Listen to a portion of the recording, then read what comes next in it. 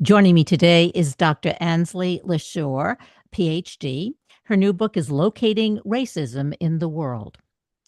Racism and how it has developed over the years is constantly evolving, shaped by shifting social norms, political power, and the everyday assumptions people often take for granted.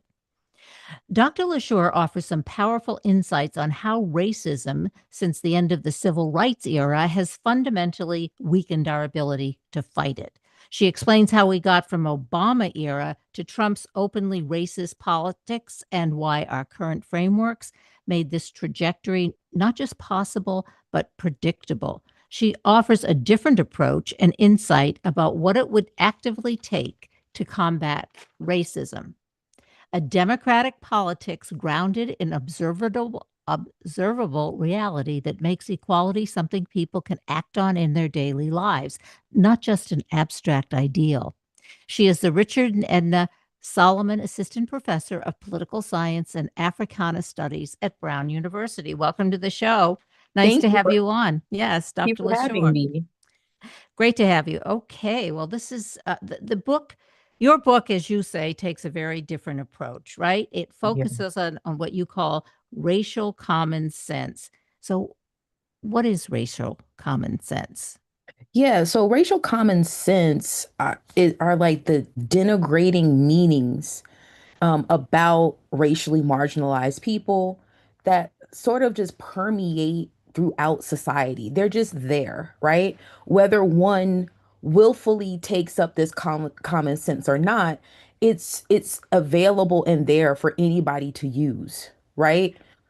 And it's something that is generated, over time, and and also that we keep going through racial practices that foment racial inequality and and racially unjust outcomes, right? So So, but can we yeah, just, I just want to backtrack a minute. So, when we're talking, oh, yes, so these are racial common sense, things that we say or do that are, uh, but can we have examples of it? I know you give a a primary example in the book, and we'll get to that. But what are examples in our everyday life? What are these? yeah. So Yeah. I mean, so typically when we think about racism, we think about it as something that's in people's heads. So like someone's beliefs, or we talk about like these cognitive processes that are going on for people that sort of like have them processing racial difference kind of like automatically and outside their intention, etc. Right? That's Mm. typically how we think about it. What I'm sort of like inviting people to think about are just the things you know about race in general, right? That that a lot of times we talk about it as stereotypes, right? But I want to think about it as kind of like a symbolic power that's just out there laying in wait. So it's the knowledge that we know about the common sense sort of like things we know about different races, right? Um, that that are at hand for us.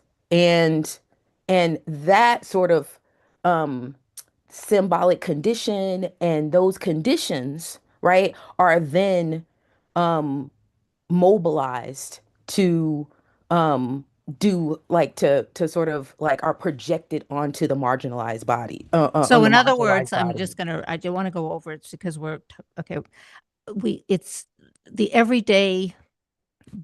I'm not going to say beliefs, right? This is just common Yeah. sense stuff that we think about a certain group, right? And that we accept, and maybe it's insidious. We don't even know that we accept it, but then it dictates our politics. It dictates really how we interact in the world and with other people, right? Is that what we're Right. saying? Yeah. Yeah. And I But also, so another yeah, reason why I say racial common sense too is because like you don't have to believe it. You can actively say these things are not true, right? Like that, I'll give an example. Black people are inferior to all other non-black people, right? Like they're intellectually inferior. You can absolutely not believe that, right? And you right. cannot subscribe to that. But that idea, that that sense of things, that racial sense of things already um determines so much about the world that is laid out before us, and it becomes sort of like this thing that you can't undo, right? Like I can't undo that that's a generalized view about Black people in the world just because I don't believe it.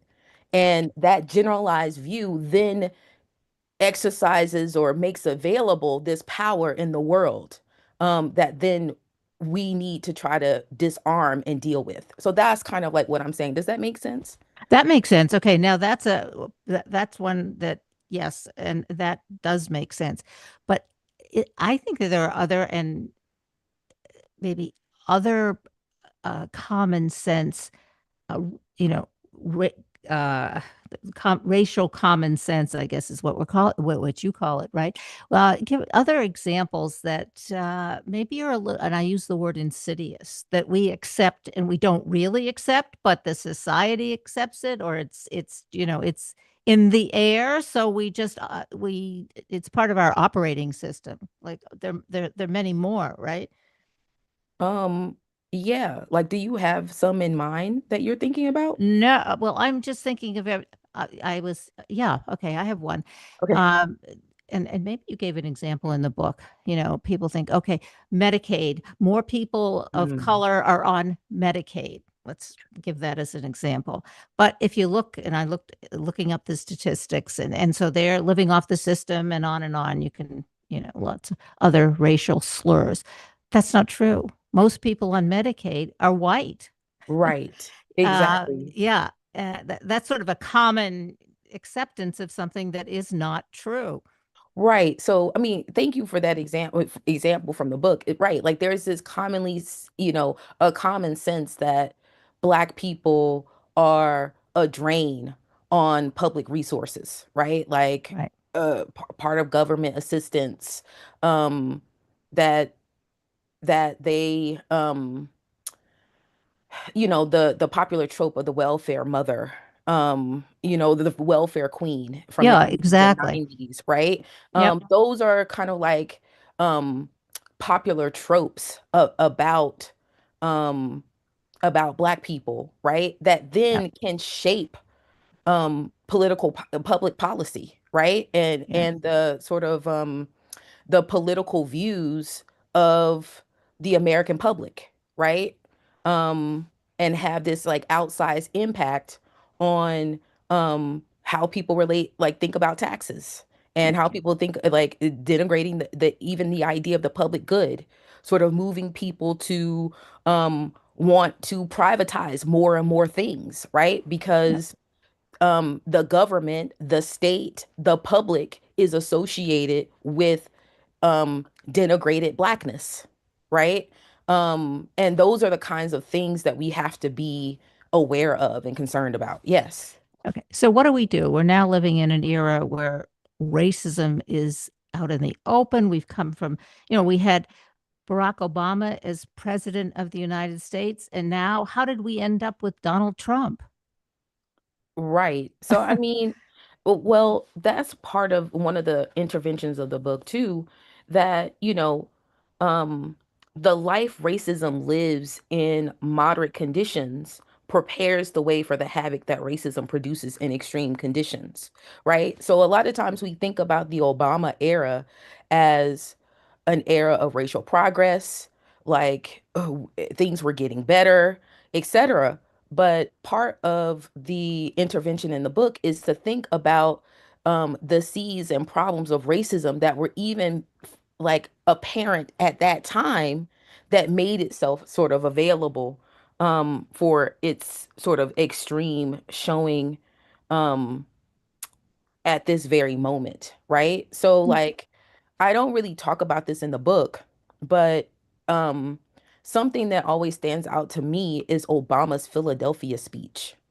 Um I don't know if you remember, like like the Philadelphia speech was the one that a lot of people say saved his presidency because there was there was all of this you know Obama's pastor at the time, Reverend Wright, had been discovered saying all of these things about how, the 9/11 attacks against the United States were really America's chickens coming home to roost in a certain extent, right? Yeah. And Obama had to address this because people were like, well, is he's going to this radical church? Are these Obama's real views? So the specter of his blackness always sort of like fomented public sentiment or public skepticism about whether he was genuine and how he portrayed himself as this moderate Democrat, or really, if this radical tendency was laying in the wait for him, right?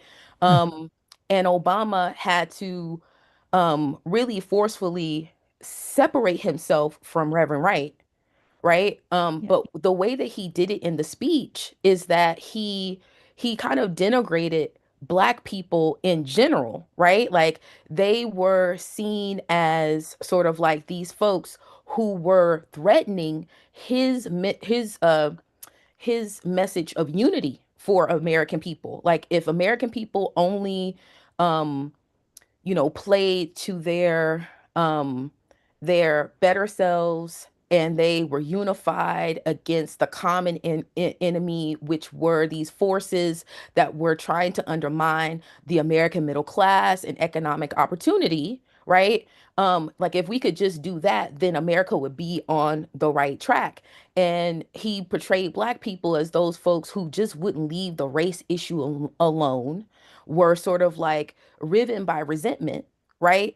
Mm. And then the way that he sort of talked about the white public was sort of like these well-meaning, good people who, just wanted to um, get like have a good life for themselves, and were though riven by unconscious racial bias, were not bad people, right?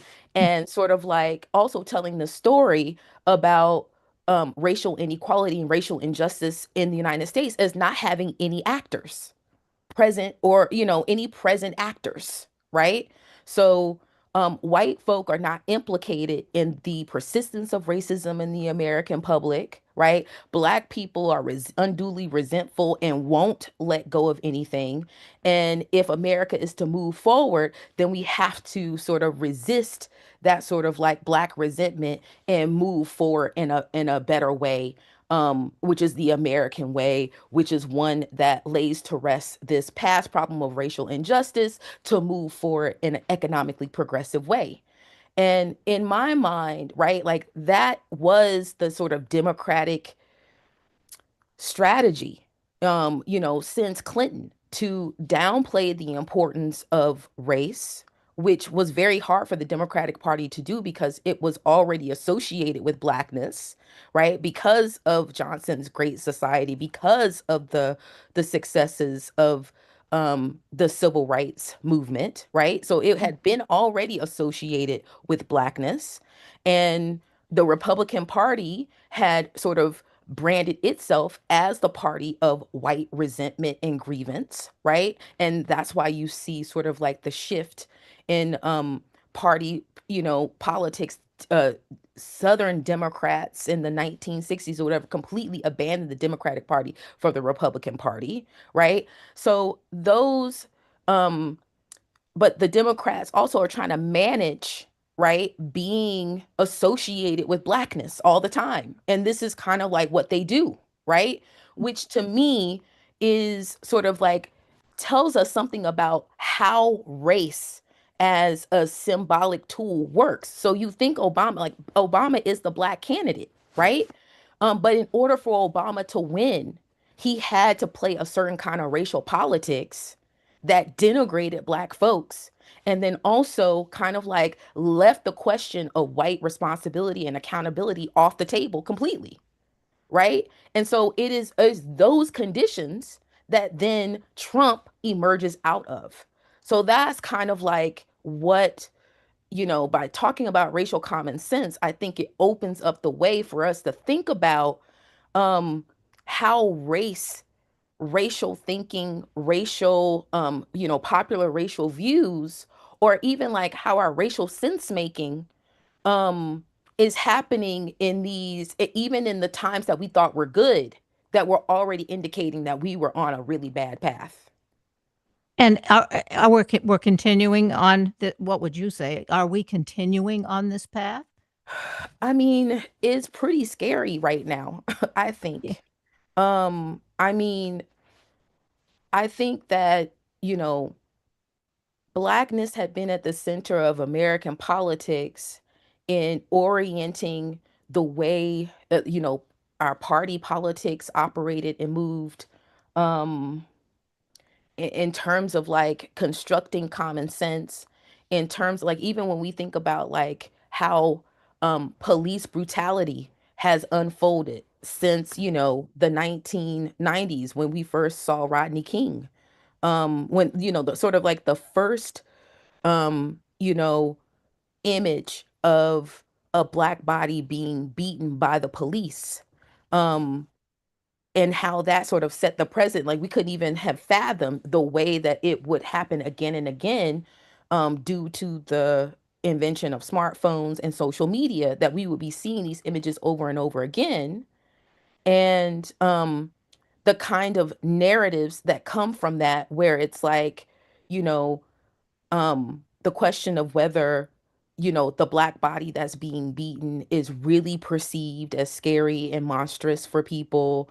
That, we talk about it in terms of an issue of like perception. So like, how can we get people to, um, to see black people as human beings, or see them as, not threatening, or get better camera footage to to document the situation that's happening, um I mean, and we didn't we whatever. do that during the Vietnam War in Vietnam? We had Say on the more. news, we would, yes, we dehumanize the enemy. I mean, yes, right, like that. This is a reoccurring pattern, right? Like Mhm. in in in sort of like collectively conflictual circumstances. But I think it's interesting that you brought up the Vietnam War, to think about the police's relationship to um its own, you know, people that are supposed to, that's on, sort of like domestic soil, right? So it's like, I was going to say citizens, right? But even that is a really um that's a really um loaded term right now, when sort of um American politics is so organized around, or at least the Republican sort of party platform has been so galvanized around this question of um foreign outsiders and domestic insiders, and how much of that is impacted by race. Um and so it's like, yeah, it becomes a means to declare, like race is becoming a means to declare war on people domestically, People, yeah, in an interesting way. Um, but yeah, so I mean, I'm kind of losing. So I guess what I'm saying is like, when I think about what's happening right now, um, there's a way in which these patterns of behavior and ways of relating to race become more and more contagious, and more kind of like um untethered. The way that I talk about it is untethered from reality. And when I say that, I mean like, people are not accountable for what's actually unfolding on the ground, what actually is being done and said, right?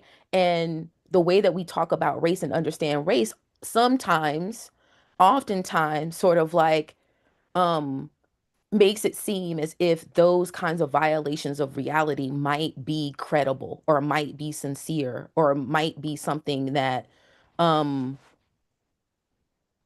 that could be a possible reading of something, or a possible reading of the same incident that all of us are witnessing.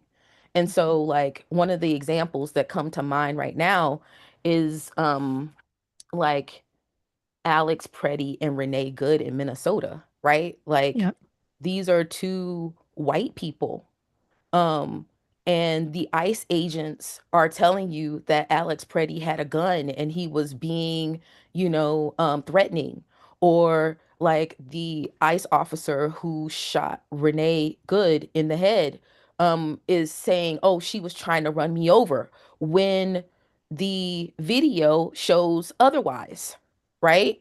Yeah. And there's a way in which, like, especially when we're talking about racial bias, or we were talking about race as just a matter of belief, it's like we make it seem as if someone could look at those videos or be in those circumstances and credibly think these really fantastical things that are just not, you know, um, possible, right? Like, people are lying, right? Like, people Right. know that they can say certain things and then absolve themselves of responsibility for heinous acts.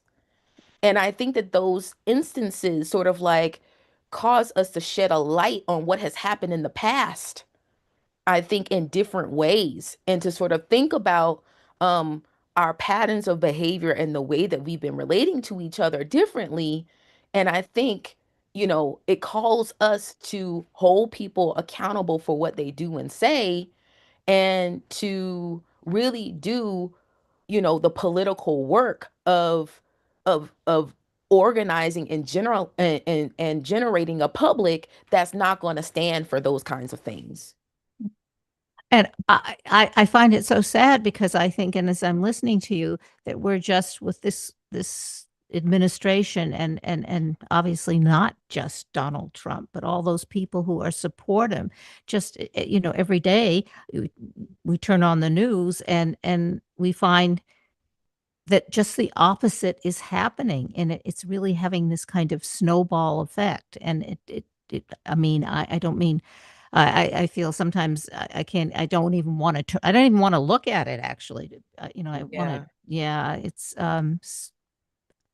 so being able to, I keep asking you maybe the same question. How can we get away from that? I have another question, and I don't know what this, I mean, and I'm not sure, how do you, uh, say in New York State, which is where I'm from, the mayor of Albany is a black woman, young. Hmm. And when she got elected, the news was first black woman mayor elected in Albany. And that was the focus. That Hmm. was the headlines, not like what she's accomplished, what she wants to accomplish. I'm not saying that wasn't there, but that, is that I sort of like, well, why are they focusing on that? Should we be focusing on that? That's my those.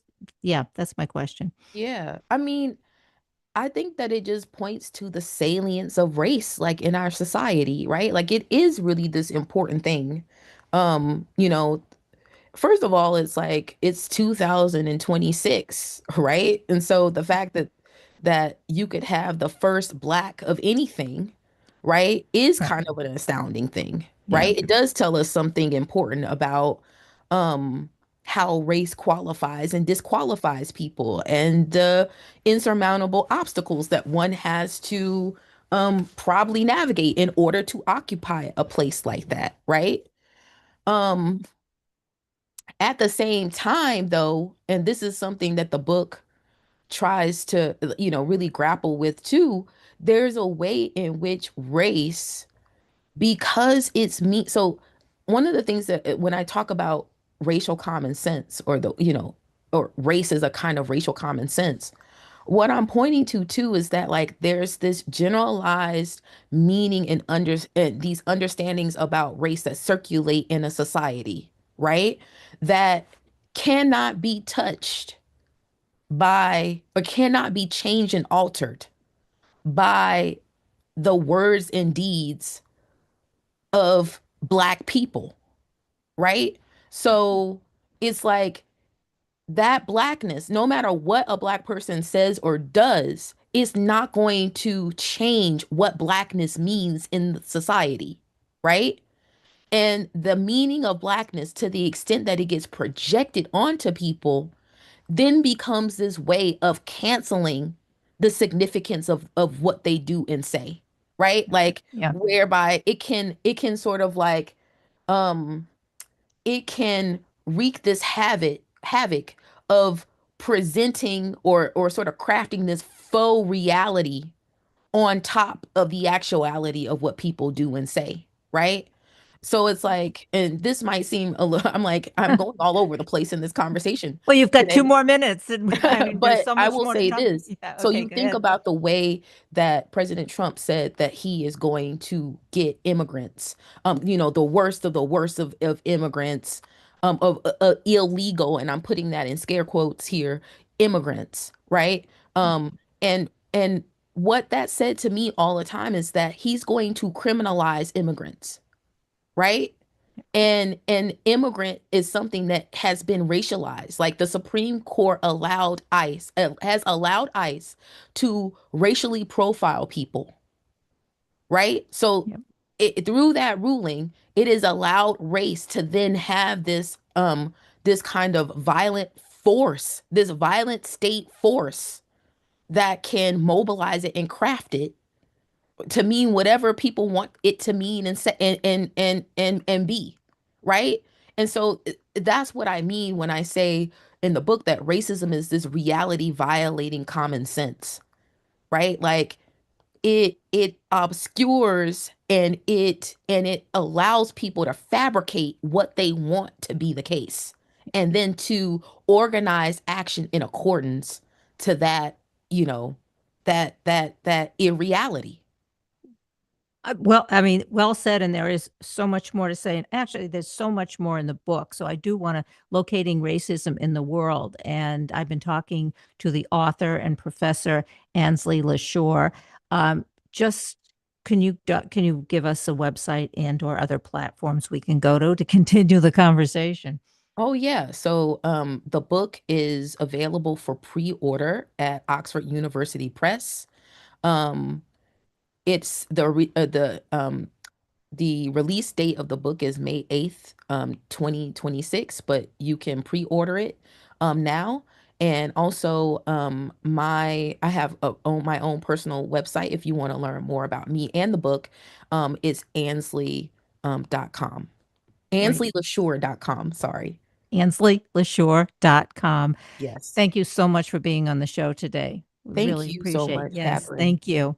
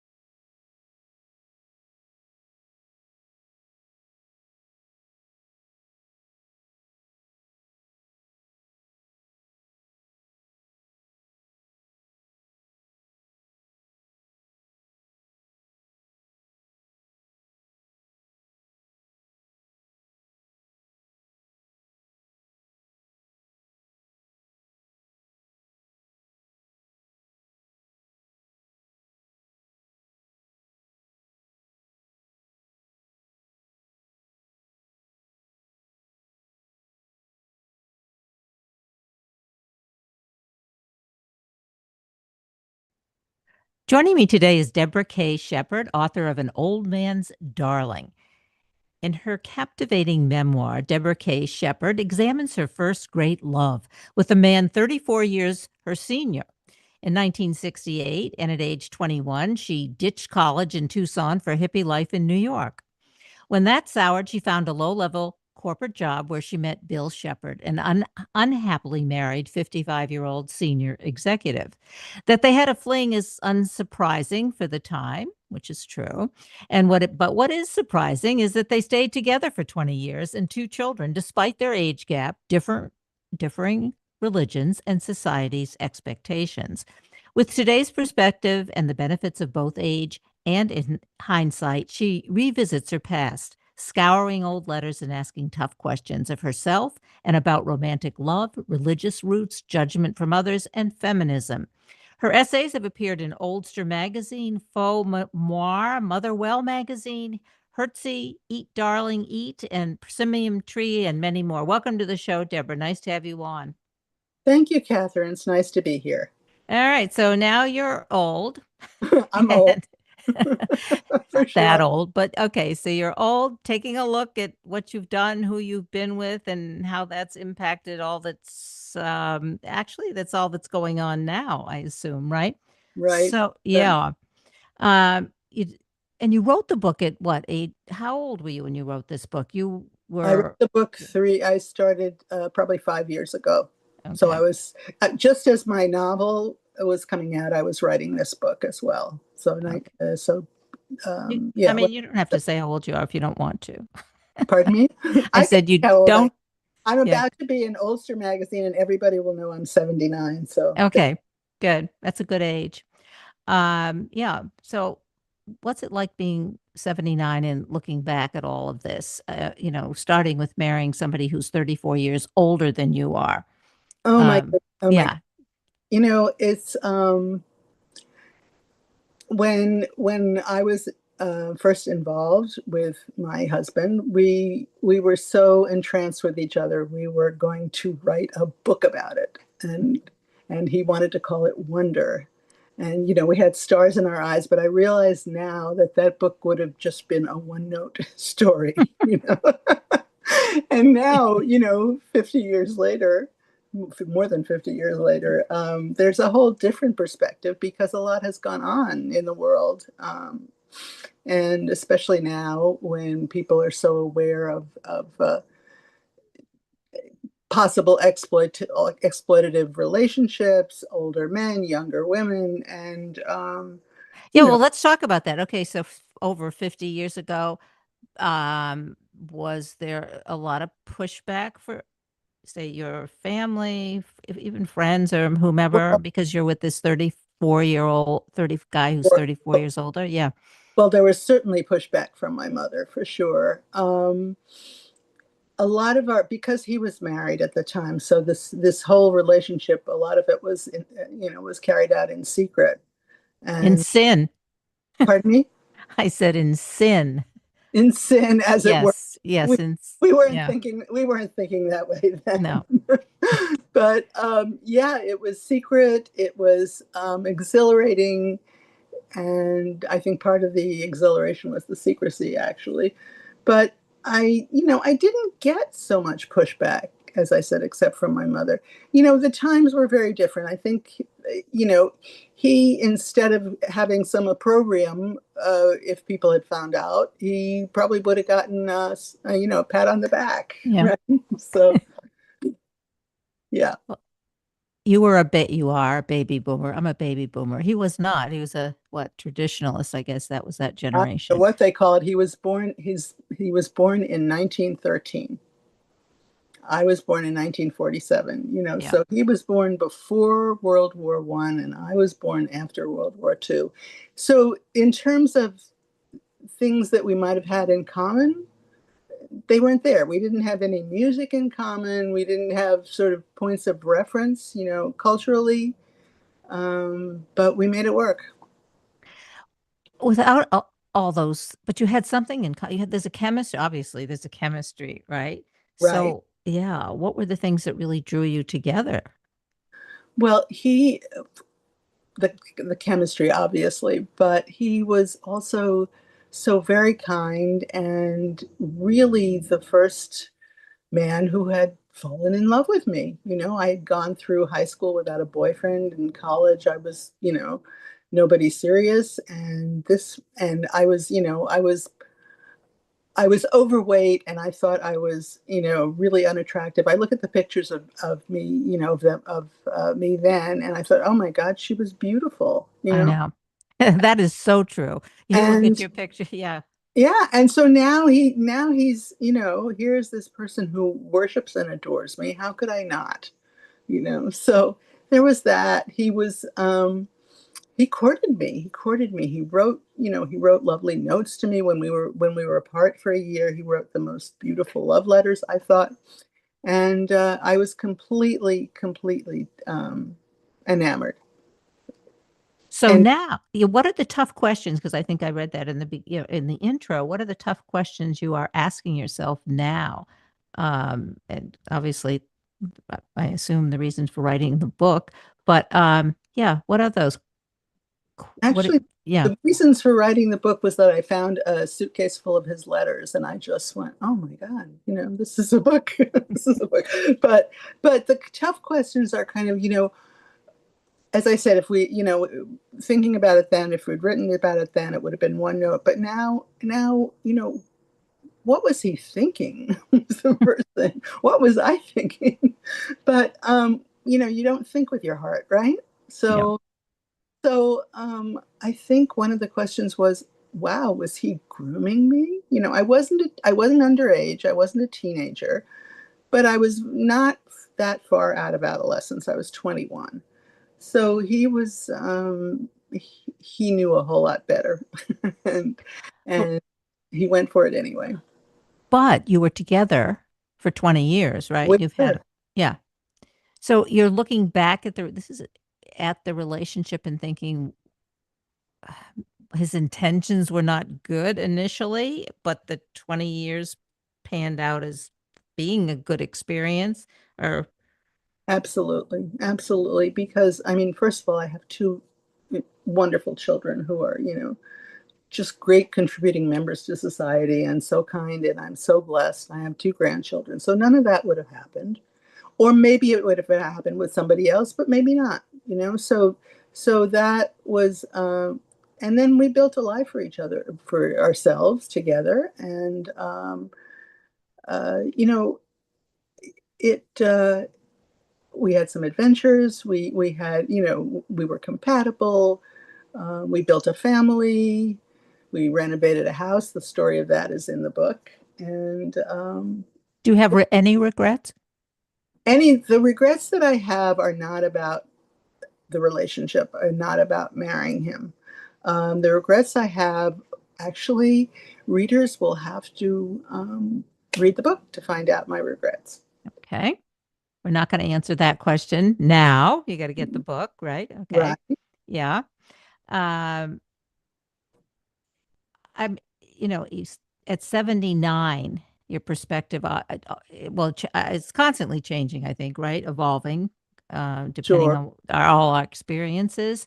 So, what would you say are kind of the benefits of old age, of looking back and being able to go over your past? And, um, Right, right. I think the main benefit for me, particularly around the relationship, is that I'm thinking more in a gray area now. Nothing is black and white. Something doesn't have to be either or, it can be both and you can hold both of them in your hand at the same time. Yes, it was a possible, a power differential, and he held the power, and yet he was the great love of my youth. So I can hold both of those at the same time, and I'm comfortable holding them both. when you say he had the power, how did he have the power? Well, he was, he had the age, he had the money, he had the worldliness, and I really was basically just, coming into my own, possibly. Because Or I'm picturing as he gets older and you're younger, and I'm assuming healthier and more vigorous and can do a lot more than he can in lots of arenas, the power would the Yeah, the power power would differential shift. Yeah, shifted, yeah, definitely shifted, and it was hard to watch him, to watch that happen. I mean, and I wonder now, it's there's difficult things about getting older and a lot, yeah. and I wonder now for him. But I'm married to a man who's my age, and we misplaced the car keys at the same time and things like that. So we kind of commiserate with each other. But I wonder how really hard it was for him. Not only was I in my mid 30s, was I, young, and we had younger children, and they were full of life and coming home and talking about what was happening at school and soccer practice and everything. And he was retreating at the same time. So I think now how terribly difficult it was for him. And I have a lot of compassion for him. Now, So now this is your second husband, and you say that that you two are the same age, so you have a lot in common or more right, in common. Yeah. right. How did the marriage to your first husband prepare you for the marriage to your second husband? Oh my goodness. Well, when my second husband and I got together, we were 42. And so I knew at that point I wasn't going to look for somebody older for sure. Yeah, been Um, there. right. Yeah. And I knew that, I was looking for the positive things from my first marriage. I was also looking to make sure they were in my second marriage. So I think that's, I never actually considered that question before because I kind of fell into my second marriage. It wasn't a marriage at first. We were together for a while until we got married, but he was somebody I had known in high school and reconnected with. So anyway. And you still had the advantage of being young. You said you're talking about your 40s, right? Right. So, Oh yeah, right. yeah. I'm kind of switching here because I know that you've written several or many essays, and I was curious about you're an author in lots of different venues, but a COVID themed essay, you were the winner. Uh, I was a yeah. winner of it was what was it, the Center for in, not international relations, it's Interfaith interfaith. relations. Very much. That's another thing that when you're 79, you Yeah. lose words. So I'm glad you have it right in front of you. Yes, I Yes, do. it was a COVID themed essay that I wrote, and that was pretty exciting. I was one good thing that came out of COVID, I guess, all kinds of terrible things. But and then I have written a bunch of essays, and the thing about writing that, I think when you interviewed me 3 years ago when I wrote my novel, and I was talking about, how great it was that I was writing and I'd retired and I had a whole new career. But Yeah. now it's taken on it's a whole different level writing it now at this point, as I'm dealing with some health problems, not serious, but just kind of, what happens when you get old. Yeah. And it really has provided a real outlet for me, more than I even imagined. So I belong to a couple of writing groups. My book club. Everything is kind of, I have circles around my literary life. Not everything, but my being with other people. Um, that, as you know, as you get older, is more could be more and more difficult Yeah. to be social. But this is providing kind of a lifeline for me. Well, you have the skill, obviously, to write, but and also the passion, and you can do it. And writing, obviously, you can do that in your old age, putting that in quotes. But um, I'm uh, embracing old age. It's okay. yeah, I have no well, choice. none of us have a choice. You're right. Right. But I still want to get what was the COVID themed essay? What was that about? It was about how things, COVID is kind of um, really impairing the whole world, but how things would still continue. Like I talked about, we had a snowstorm in that April, and we had uncovered our garlic in the garden. And then the snowstorm came, and my husband and I went out there and threw straw back on the garlic. And I realized, I looked around and there were acorns all over the ground, and my asparagus was coming up and things like that. So I thought, you know what, if we died, the world is still going to go on. This place is going to be filled with oak trees, and asparagus, and whatever else grows wild. So it was just kind of a reflective, metaphorical piece. And now you also, you're not just your two kids, but you have what I have here, mother Two, of two two and grands, grandmother of two. What's it like being a grandmother? two grandsons. I love being a grandmother. They live in Boston, and when they were babies, I live in Maine. I was on the bus down there like every other week. And now my oldest grandson is graduating from high school. My younger grandson is 16, and it's been wonderful to watch them grow up. And am so thrilled with how my daughter and son-in-law have raised these boys. And um, grandmotherly pride, right? Absolutely. I also am a grandmother of four, so I know exactly what you're talking about. It's great. And also someone we have a lot in common. And you live in Maine, and I'm from Maine. If you maybe you remember that Yeah. from our last interview. Yeah. So, and you have one sweet, jaunty rescue dog. I do, and he's asleep. He's usually asleep in my lap. He's a Chihuahua Beagle mix. We lost our sweet dog, one of ours, a year ago, and I said, "Oh, I can't get another dog." And then, of course, I was on Pet Finder, and I found this little guy. He's 15 pounds, and he's adorable. What can I tell you? Yeah. Well, so a rescue dog. What tell us the difference between a rescue dog, a service dog, a guide dog? Okay, a rescue. No, no, I rescued him, or Yeah. no, Okay. he was rescued. He He doesn't, was the but okay. he rescues me on a daily basis. I have Yeah.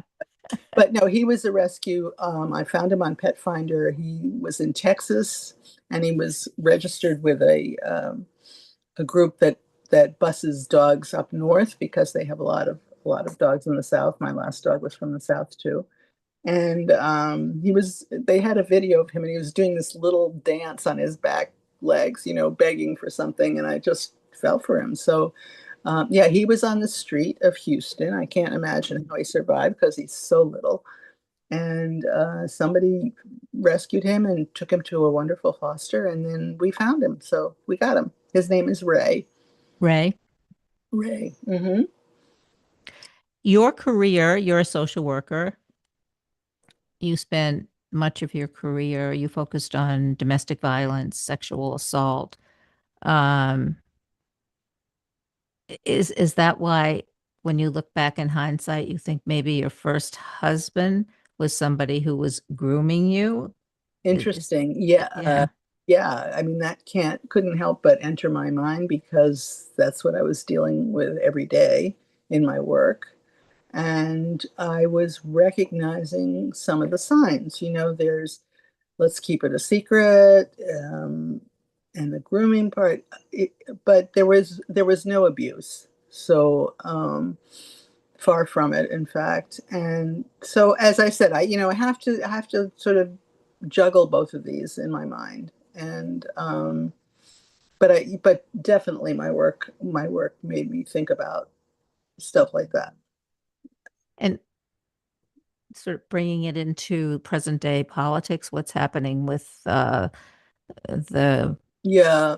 see well yeah and the women who are now coming out and accusing him of sexual assault abuse. What's your take on that? Well, good for them. Yeah. And it's I feel so much for them because it's so difficult to come forward, and they're very, very brave. Um, I think I need to separate that from my own experience. As I said, there was no abuse. I was just as eager as he was. And so yeah, um, it's thank goodness we live in this world now in some ways that people feel free to to come forward with this. It's gone on for forever. you Yeah, know? it's and it has to stop, obviously. Right, I right. but then I'm listening. Actually, I only listened to one of the interviews of one of the women, and they all have a different story. There's different circumstances, and I do want to ask you this question because you are the expert. That was part of your life's work. But when you have, for instance, a situation where one of these not underage, they're all adults, but working for this congressman, and he begins to send you texts that are inappropriate. At one point, do you have to take responsibility for not continuing the communicating? This is just one person that I listened to her story, actually. I mean, is there a point where you block the person's text, or you realize this is inappropriate?